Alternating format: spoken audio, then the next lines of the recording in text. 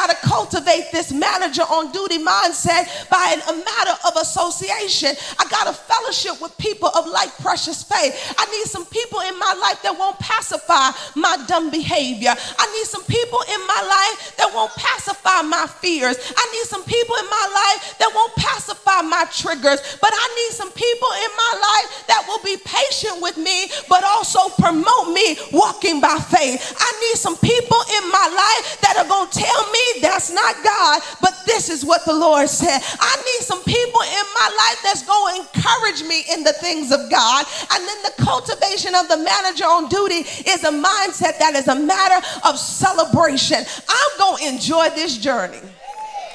So when I hit my markers, I'm going to celebrate and say, this is the Lord's doing.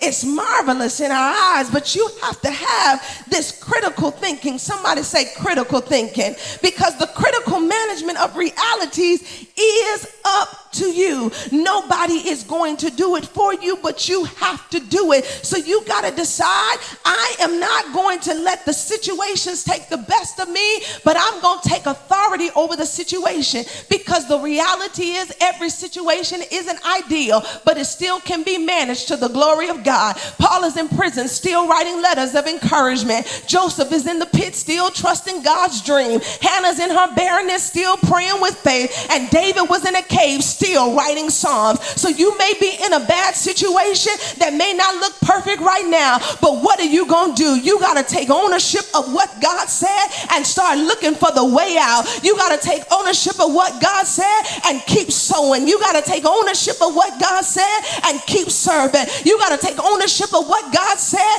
and keep loving. You got to take ownership of what God said and watch God's word come to pass, because I don't control what happened to me, but I will control how I respond. I won't let what I'm in stop me, but I'm going to honor who I'm in covenant with. If I keep honoring God while distractions are coming, God will promote me in the presence of all my enemies. If I keep honoring God while I'm on duty, God will bring the people that I need to win in life. If I keep honoring God while I'm a manager on duty, God will cause my thoughts to become agreeable with his will. If I keep honoring God while I'm a manager on duty, I'll watch God elevate me to the next level. If I keep honoring God, I will watch God show up and show out in my life. I got a good story to close with, but I need you to hold on to that, because you are not in this by yourself. But even in the midst of trouble, if you can keep honoring God, you will watch God do something supernatural in your life. And I'm looking for some courageous people